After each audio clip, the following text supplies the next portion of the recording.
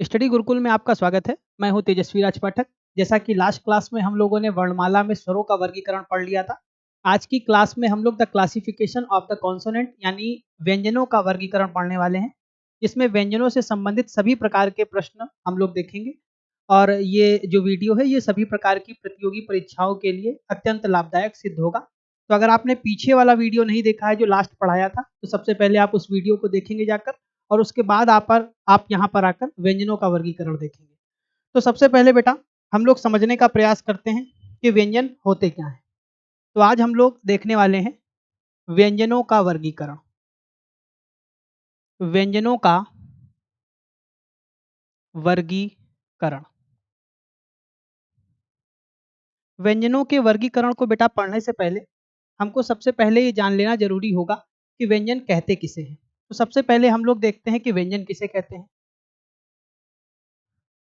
तो व्यंजन की परिभाषा देखते हैं।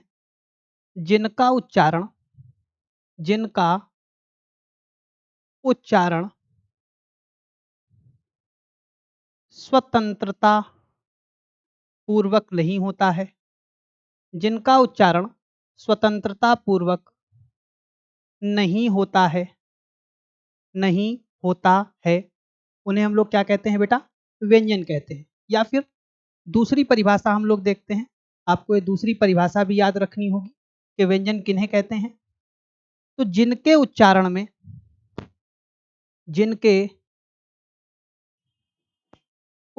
में स्वरों की सहायता लेनी पड़ती है। स्वरों की सहायता लेनी पड़ती है लेनी पड़ती है तो ऐसे वर्णों को हम लोग बेटा क्या कहते हैं? व्यंजन कहते हैं। जिनका उच्चारण स्वतंत्रता पूर्वक नहीं होता है या फिर जिनके उच्चारण में स्वरों की सहायता लेनी पड़ती है व्यंजन कहलाते हैं। जैसा कि आपको पता है कुल व्यंजनों की अगर संख्या की बात करें तो कुल व्यंजनों की संख्या 39 है। कहीं कहीं आपको 33 यानी 33 भी देखने को मिलेगी। तो अभी हम इसकी गंभीरता से चर्चा करेंगे कि कहाँ पर 33 होगी और कहाँ पर 39 आपको व्यंजन देखने को मिलेंगे। उदाहरण के तौर पर यदि कोई भी व्यंजन ले लें, जैसे हम का ले लें, ये एक व्यंजन है और इस व्यंजन में स्वर छिपा हुआ है। तो इस का को हम लोग तोड़ने का प्रयास करेंगे। जब इस का को तोड़ेंगे तो इससे स्वर निकल जाएगा और इसमें स्वर कौन सा होगा? छोटे आ का स्वर होगा। छोटा आ यहाँ पर स्वर के रूप में इस का में पहले से जुड़ा हुआ होगा क्योंकि ये व्यंजन है और व्यंजन किसकी सहायता से बोले जाते हैं? स्वरों की सहायता से बोले जाते हैं। जैसे ये लिखा हुआ है खा, खा में छोटी ई की मात्रा। अगर इसको तोड़ने का प्रयास करेंगे तो सबसे पहले खा से हम लोगों ने स्वर को निकाला और खा में कौन सी मात्रा लगी है? तो बच्चे बताएंगे छोटी ई की। तो आपने ध्यान से देखा कोई भी व्यंजन परिपूर्ण तब होता है जब उसके अंदर स्वर छिपा होता है। अर्थात व्यंजनों को बनाते समय हमें स्वर की सहायता लेनी पड़ती है। व्यंजन स्वयं में स्वतंत्र नहीं होता है और जो स्वयं में स्वतंत्र नहीं होते हैं जिनका उच्चारण स्वरों की सहायता से किया जाता है वह व्यंजन कहलाते हैं। और हिंदी वर्णमाला में व्यंजनों की संख्या 39 या 33 है। कब कहाँ पर कितने व्यंजन आएंगे चलिए उसकी चर्चा करते हैं।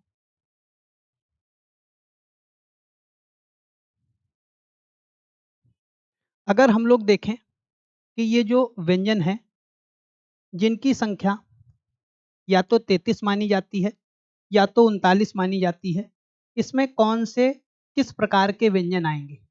तो सबसे पहले आते हैं चक्रीय व्यंजन।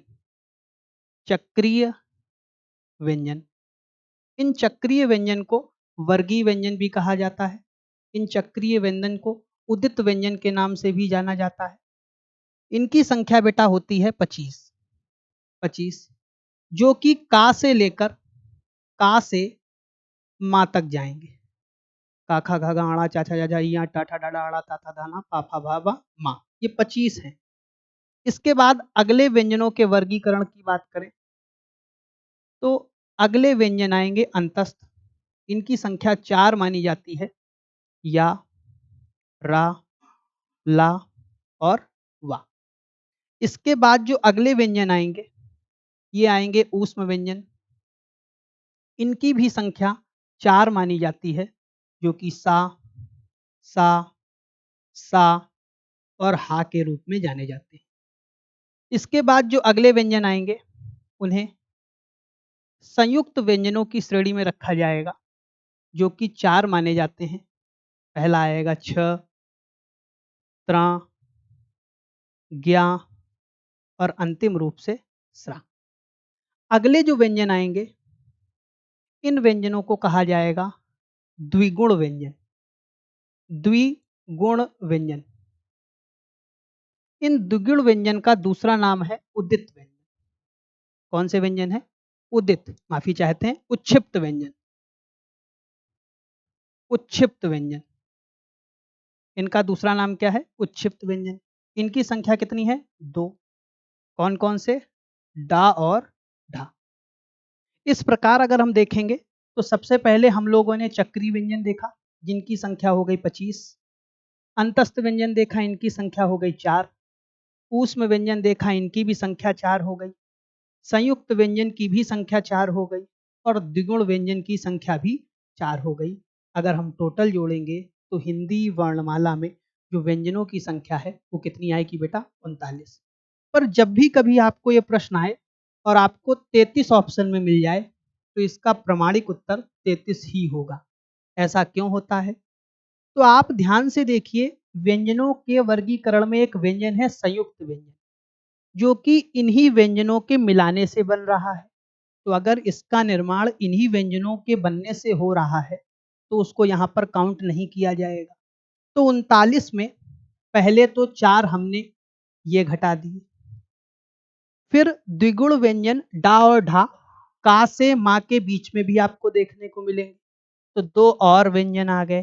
तो जब 39 में हमने 6 व्यंजनों को घटा दिया तो इसका प्रमाणिक और सटीक उत्तर हो जाएगा 33। अगर आपको 39 और 33 दोनों ऑप्शन में मिलेंगे तो इसका प्रमाणिक उत्तर कितना होगा? 33। हम आपको 2 मिनट का समय देंगे, आप इसका स्क्रीनशॉट ले सकते हैं। स्क्रीनशॉट लेने के बाद आप आसानी से लिख सकते हैं।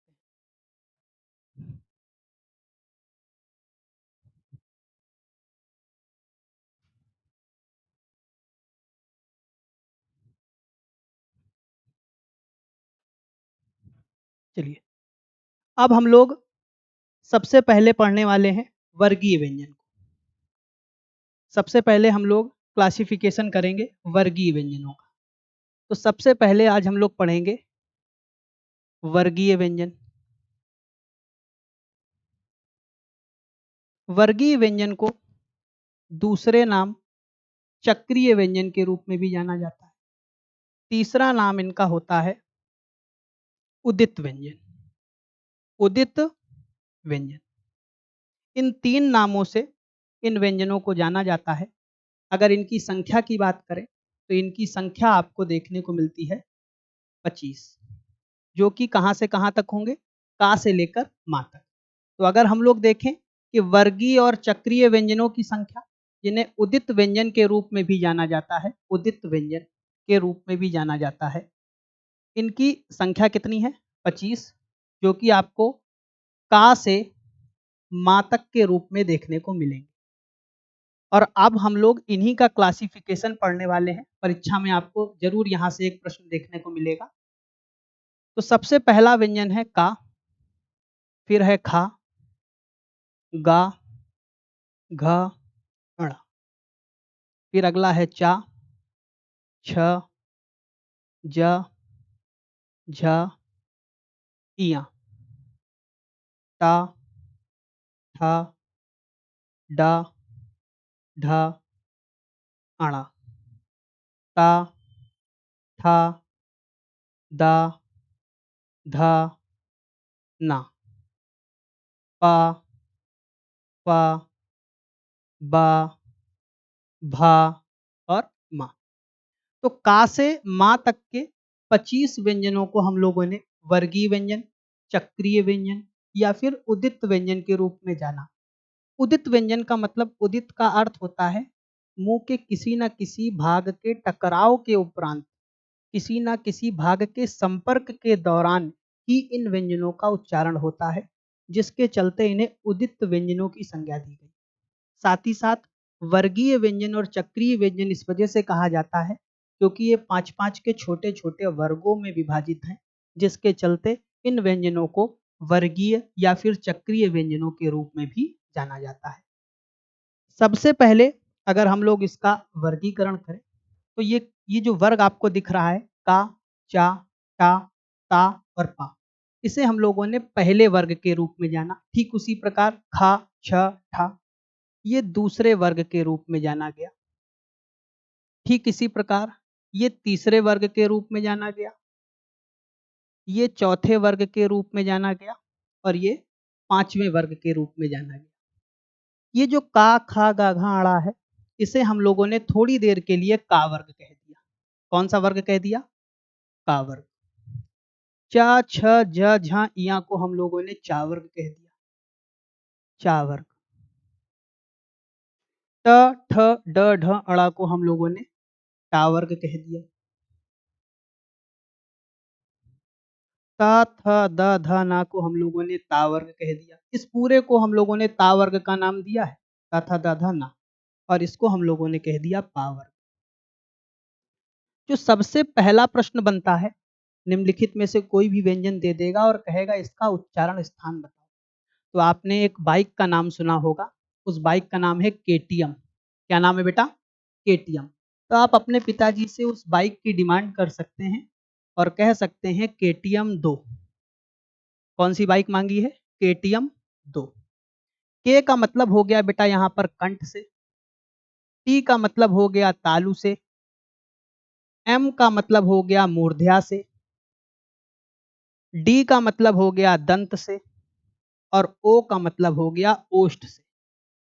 यानी कि का वर्ग के जितने भी व्यंजन हैं, क, ख, ग, घ, अड़ा, इनका उच्चारण स्थान कहां से होगा? कंठ से। चा वर्ग के जितने भी व्यंजन हैं, च, छ, ज, झ, इया, इनका उच्चारण स्थान कहां से होगा? तालु से। टा, ठ, ड, ढ, अणा, टा वर्ग के जितने भी व्यंजन हैं उनका उच्चारण स्थान कहां से होगा? मूर्धन्य से। ट, थ, द, ध, ना, टा वर्ग के जितने भी व्यंजन हैं उसका उच्चारण स्थान कहां से होगा? दंत से। प, फ, ब, भ, म, पा वर्ग के जितने भी व्यंजन हैं उनका उच्चारण स्थान कहां से होगा? ओष्ठ से। तो सबसे पहले हम लोगों ने वर्गीय और चक्रीय व्यंजनों के उच्चारण स्थान के क्रम को पढ़ा। अब हम लोग दो चीजें पढ़ेंगे। आपने लास्ट क्लास में अगर पढ़ा हो तो एक हम लोगों ने देखा था अल्प प्राण। क्या देखा था बेटा? अल्प प्राण। दूसरा देखा होगा बेटा हम लोगों ने महाप्राण। फिर आपने देखा होगा अघोष। फिर आपने देखा होगा सघोष। सघोष का बेटा दूसरा नाम क्या होता है? घोष। ये चार चीजें हम लोगों ने बीती हुई क्लास में जरूर पढ़ी होंगी। अल्प का मतलब होता है कम और प्राण का मतलब होता है वायु। जिनके उच्चारण में मुख से कम वायु निकले उन्हें अल्प प्राण कहते हैं। महा का मतलब होता है अधिक और प्राण का मतलब होता है वायु। जिनके उच्चारण में मुख से अधिक वायु निकले उन्हें कहेंगे महाप्राण। दूसरा है अघोष। अघोष का मतलब जिनके उच्चारण में स्वर तंत्रियां झंकृत नहीं होती हैं, वाइब्रेट नहीं होती हैं, उन्हें अघोष कहा। और जिनके उच्चारण में स्वर तंत्रियां झंकृत होती हैं उन्हें क्या कहा? सघोष या फिर घोष। याद रखने का बहुत आसान तरीका है। अगर इसको थोड़ी देर के लिए हटा दें, वैसे आपको याद हो गया होगा ये A M, A M, early morning से याद रखेंगे। ए का मतलब हो गया अल्प प्राण, एम का मतलब महाप्राण। ए का मतलब अल्प प्राण, एम का मतलब महाप्राण और ए का मतलब अल्प प्राण। हमने आपको थोड़ी देर पहले ये पहला वर्ग बताया था। पहले वर्ग में का, चा, टा, ता, पा अल्प प्राण है। ए का मतलब अल्प प्राण। ए का मतलब बेटा क्या हो गया? अल्प प्राण। एम का मतलब बेटा यहां पर हो जाएगा महाप्राण। तो अगर आपसे कोई पूछे था अल्प प्राण है कि महाप्राण, तो आप इसको याद रखेंगे था महाप्राण है, क्योंकि ये इस वर्ग यानी द्वितीय वर्ग की श्रेणी में आता है।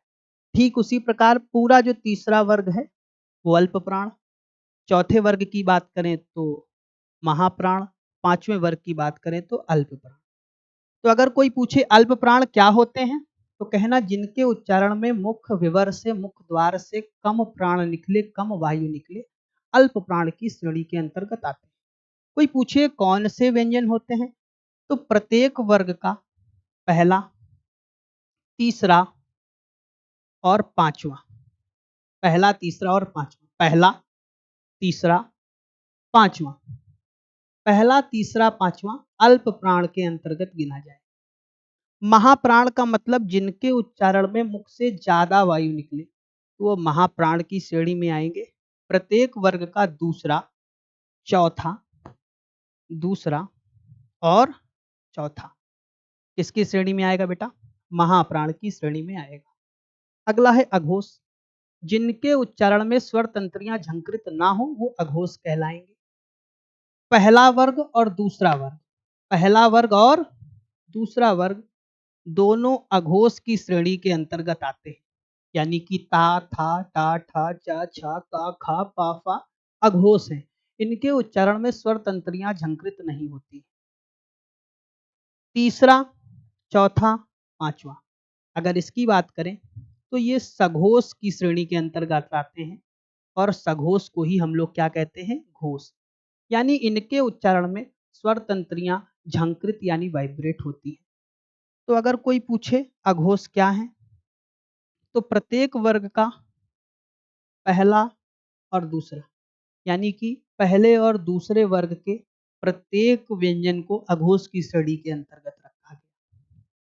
प्रत्येक वर्ग के तीसरे, चौथे और पांचवें को हम लोगों ने सघोष के अंतर्गत रखा और सघोष को ही हम लोगों ने क्या कहा? घोष कहा।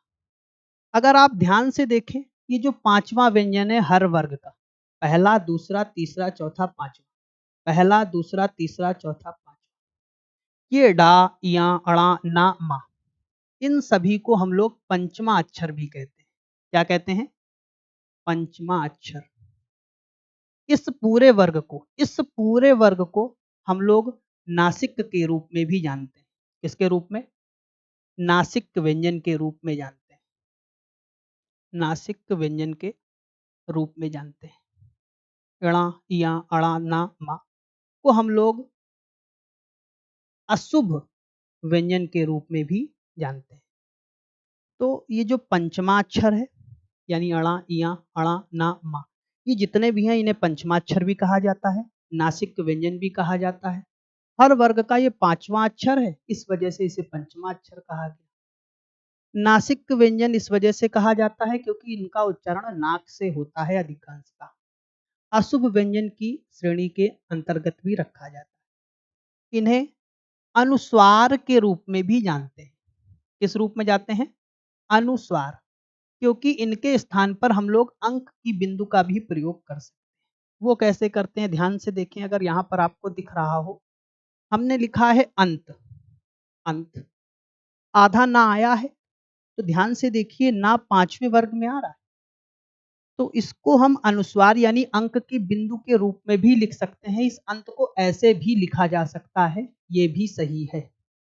तो ऐसे व्यंजन जिनको लिखते समय अंक बिंदु का प्रयोग किया जाता है, अनुस्वार की श्रेणी के अंतर्गत रखे जाते हैं। तो ये छोटा सा क्लासिफिकेशन था, हम लोगों ने अभी देखा कि वर्गीय चक्रीय व्यंजनों का। इससे ढेर सारे प्रश्न बनते हैं। आप 2 मिनट में स्क्रीनशॉट ले लें, फिर हम लोग आगे बढ़ते हैं।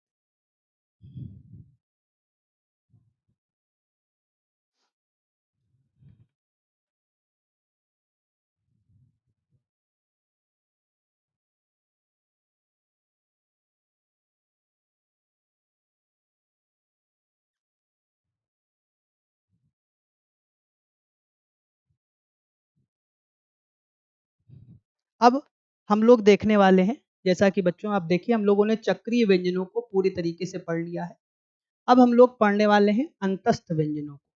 जैसा कि आप जानते हैं कि अंतस्थ व्यंजनों की संख्या 4 होती है।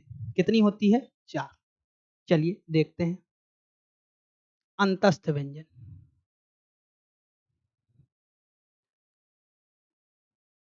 किसी भी चीज को पढ़ने से पहले उसके शाब्दिक अर्थ को जान लेना बहुत जरूरी होता है।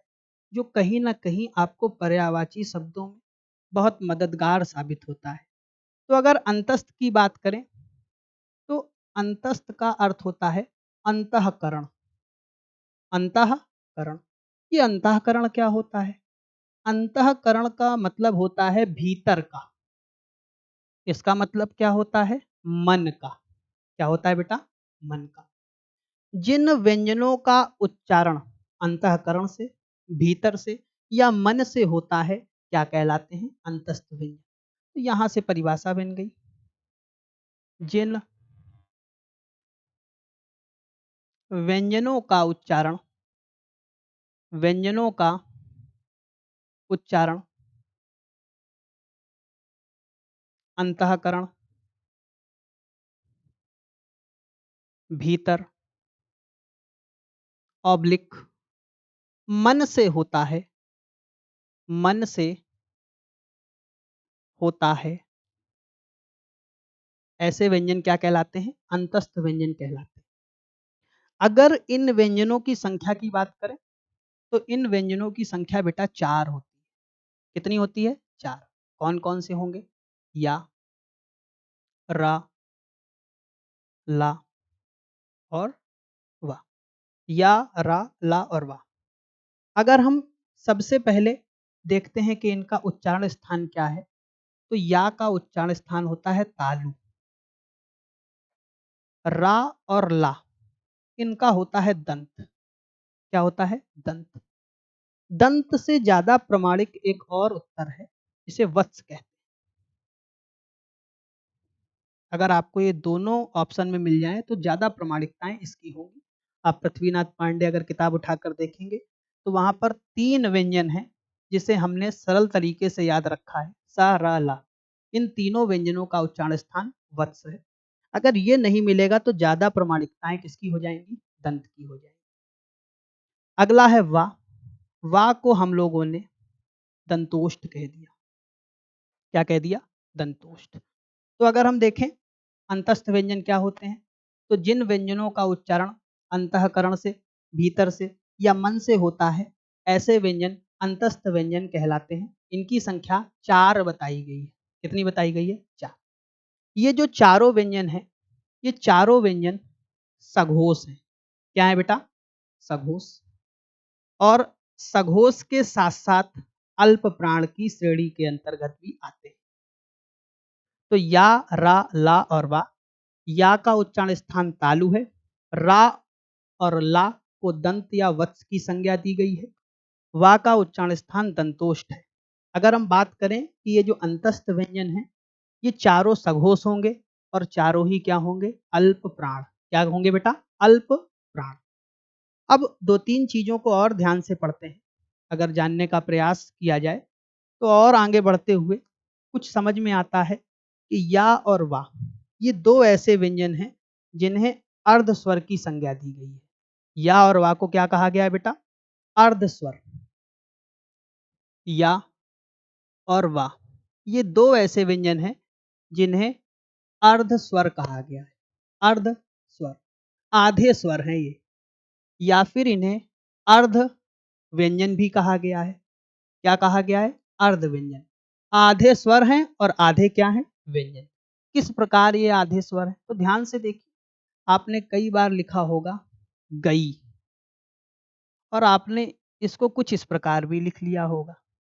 तो ध्यान से देखें, या को हटाकर बड़ी की मात्रा स्वयं आ गई है। या को रिप्लेस कर रहा है बड़ी के रूप में। कभी स्वर की तरीके बिहेव कर रहा है तो कभी व्यंजन। इस वजह से या को अर्धस्वर की संज्ञा दी। दूसरा देख लें, आपने एक और देखा होगा कौवा। कुछ लोग कौवा ऐसे कहते हैं और कुछ लोग कौवा ऐसे कहते हैं। तो देख रहे हैं, यहाँ पर भी बड़ी थी स्वर के रूप में, यहाँ बड़ा स्वर है। इस बड़े आ को हटाकर बेटा किसने अपनी जगह बनाई है? वा ने। और वा यहाँ पर आधे स्वर के रूप में प्रयुक्त हुआ है। तो या और वा, ये 2 ऐसे व्यंजन हैं जिन्हें अर्ध स्वर या अर्ध व्यंजन के रूप में भी जाना जाता है। अगर हम लोग देखें रा और ला को, अगर रा को देखेंगे तो ये है प्रकंपित।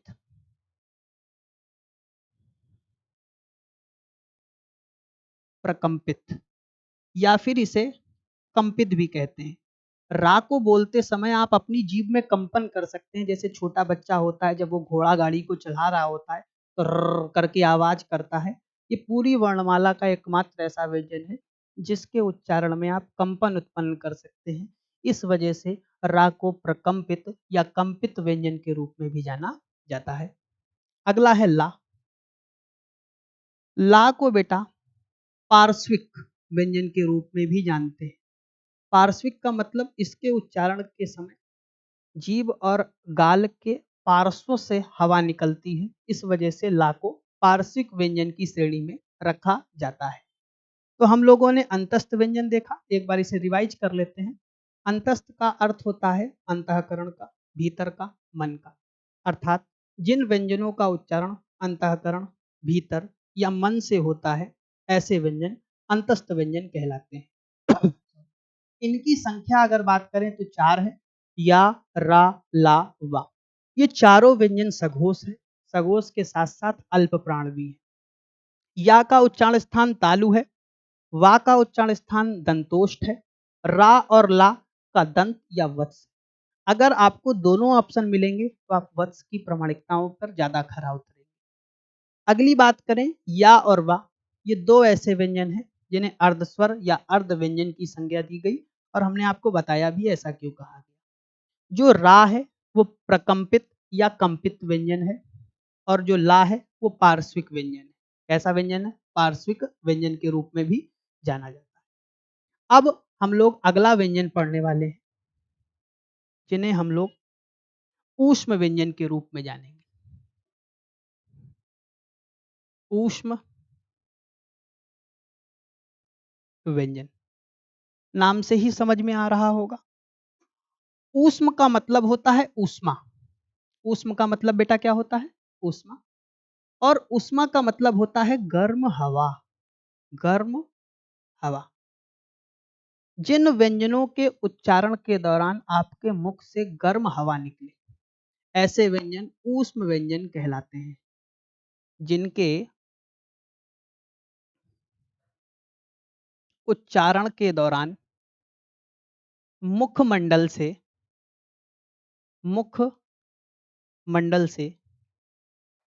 गर्म हवा निकले।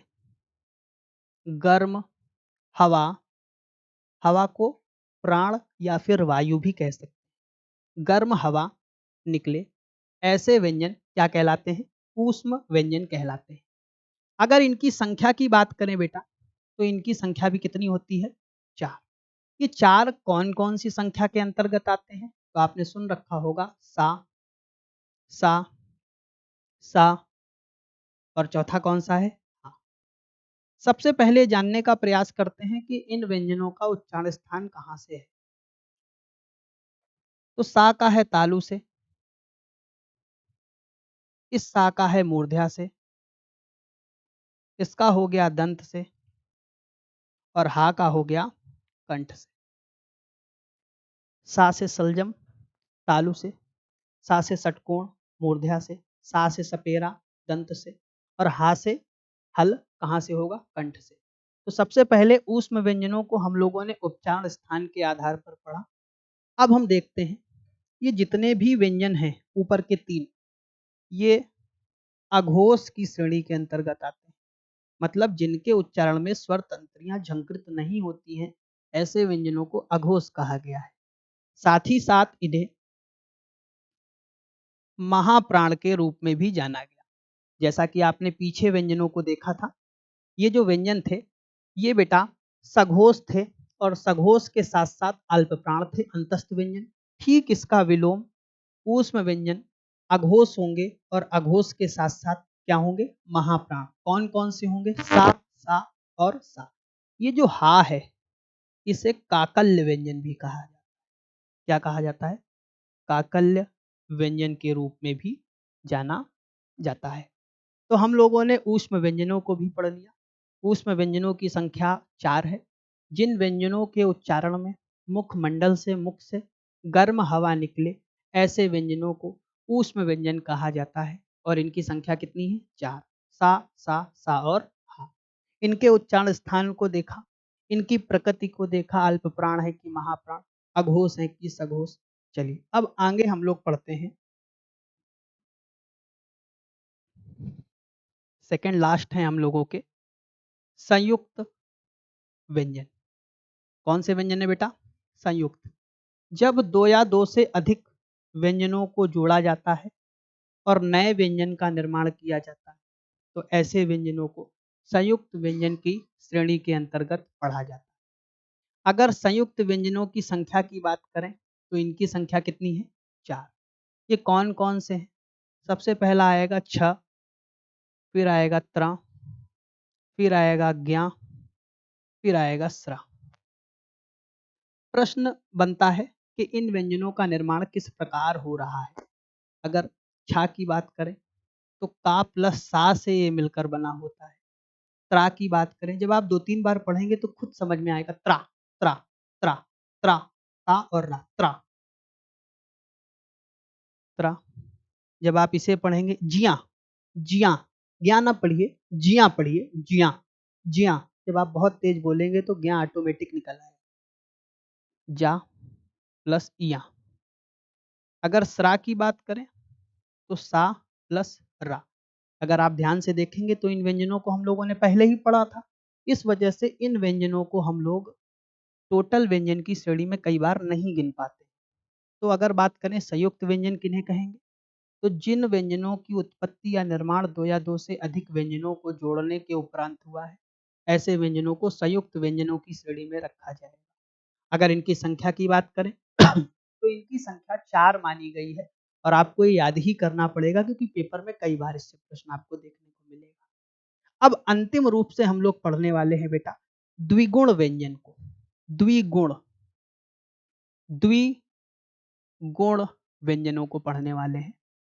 ये द्विगुण को हम लोग दूसरे उदित नाम से भी जानते हैं, सॉरी उच्छिप्त नाम से भी जानते हैं, माफी चाहते हैं, उच्छिप्त के नाम से भी जानते हैं। अगर इनकी संख्या की बात करें तो इनकी संख्या 2 बताई गई है। ये वर्णमाला में आपको 2 जगह देखने को मिलेंगे, इस वजह से इन्हें द्विगुण व्यंजन भी कहा जाता है। आप पहचानेंगे कैसे? इनका जो प्रयोग है वो शब्द के मध्य में होगा। शब्द के कहाँ होगा बेटा? मध्य में। आप इस बात को याद रखिएगा। जैसे आपसे कहा पढ़ना लिखो, तो ये आपको देखिए बीच में दिखा तो आपने बिंदु वाला बनाया। जैसे आपसे हमने कहा लड़ना लिखो तो आपने लड़ना ऐसे लिख दिया, ये डा है। हमने कहा डलिया लिखो तब आपने डलिया को कुछ ऐसे लिख दिया। तो जब डा शुरुआत में आएगा तो नीचे बिंदु नहीं लगेगी, लेकिन जब डा मध्य में आएगा शब्द के तो वहां पर आपको ये बिंदु जरूर लगानी पड़ेगी। ये वर्णमाला में 2 जगह प्रयोग में लाए जाते हैं, इस वजह से इन्हें द्विगुण या उच्छिप्त व्यंजन के रूप में भी जाना जाता है। तो जैसा कि हम लोगों ने वर्गीय चक्रीय व्यंजनों से शुरुआत करी थी, एक एक करके हमने सभी प्रकार के व्यंजनों को विस्तार पूर्वक पढ़ लिया है, जिसमें सभी प्रकार के प्रश्न निहित हैं। अगर आप ध्यान से देखें तो चक्रीय व्यंजनों को हमने पढ़ा, अंतस्थ को पढ़ा, ऊष्म को पढ़ा, संयुक्त को पढ़ा, द्विगुण को पढ़ा। तो अगली आने वाली क्लास में हम लोग वर्णमाला से संबंधित विविध को पढ़ेंगे, जिसमें ढेर सारी कंफ्यूजन आपको देखने को मिलेगी। ठीक इसी प्रकार ये सीरीज आगे भी चलती रहेगी और आप इस सीरीज का भरपूर लाभ उठाइए। पूरी प्लेलिस्ट आप एक बार देख डालिएगा, नोट्स बना लीजिएगा।